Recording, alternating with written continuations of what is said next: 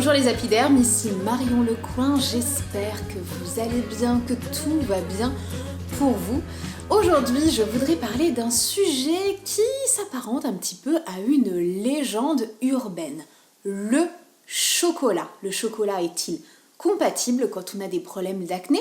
Le chocolat déclenche-t-il nos problèmes d'acné? Le chocolat aggrave-t-il nos problèmes d'acné? Alors aujourd'hui, il est temps de mettre fin à cette incompréhension et de savoir exactement ce qu'il en est quand on croque un morceau de chocolat. Il ne faut pas manger du chocolat quand on a de l'acné. Alors, d'où vient cette croyance? Eh bien, tout simplement parce que dans les années 1950, tous les traités de dermatologie qui étaient à destination des médecins, à l'usage des médecins, eh bien, recommandaient tout simplement d'éviter tous les aliments gras, tous les aliments sucrés et le chocolat pour les patients qui avaient de l'acné. Alors on a évolué depuis, mais il y avait quand même quelques conseils intéressants à prendre. Est-ce que depuis la science a vraiment recherché des liens évidents ou non entre les problèmes d'acné et les problèmes de chocolat? Est-ce que quelque chose a été prouvé à ce niveau-là? La première étude importante a été faite en 2011 où des chercheurs américains ont proposé à 10 hommes de manger pendant toute une journée la quantité de chocolat qu'ils désiraient. Et les résultats sont vraiment intéressants puisqu'on est passé au départ de 2,7 boutons en moyenne sur la peau de ces hommes à 18,3 boutons sur la peau de ces personnes.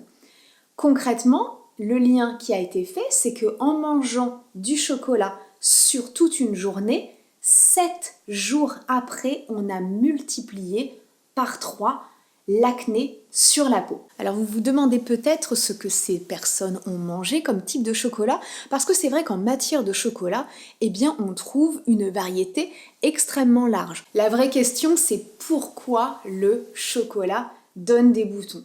Eh bien la première chose qu'il faut comprendre, c'est que quand on mange du chocolat, souvent dans le chocolat, eh bien il y a autre chose que le chocolat. Et il y a notamment du sucre, souvent beaucoup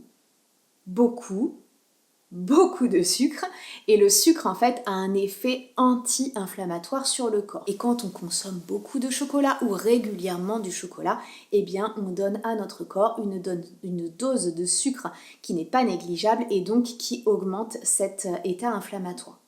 Ensuite, souvent dans le chocolat, on va trouver du lait. Il y a une association extrêmement forte entre le chocolat et le lait. Et c'est pareil, aujourd'hui, les études ont démontré un lien évident entre les problèmes d'acné et la consommation de produits laitiers d'origine animale. Ça fait également l'objet d'une autre vidéo que je vous invite à consulter.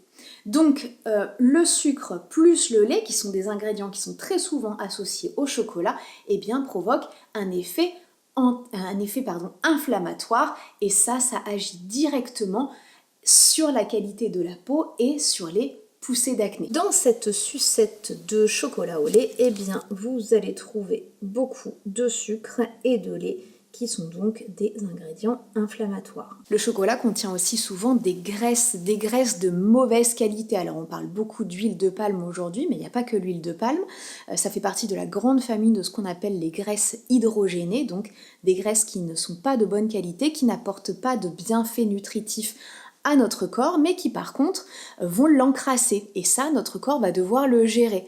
Ce qui, un, va lui demander de l'énergie et donc le fatiguer, et l'autre, eh bien, de devoir éliminer les toxines que cela engendre. Et la peau est également un éliminateur de toxines.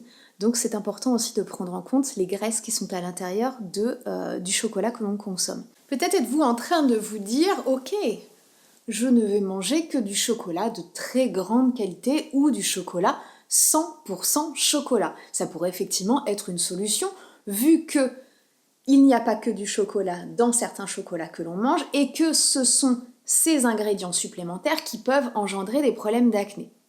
Alors, le raisonnement peut paraître tout à fait louable, mais il faut savoir que fin décembre 2015, une étude qui a été publiée dans l'International Journal of Dermatology a fait état en fait donc d'une expérience menée auprès de 25 personnes à qui il a été proposé de manger chaque jour 25 grammes de chocolat de grande qualité. 25 grammes de chocolat par jour, ça représente 3 à 4 carrés de chocolat pâtissier. À la fin de l'étude, donc à la fin des 4 semaines, le nombre de boutons inflammatoires et le nombre de boutons non inflammatoires a été multiplié par 2.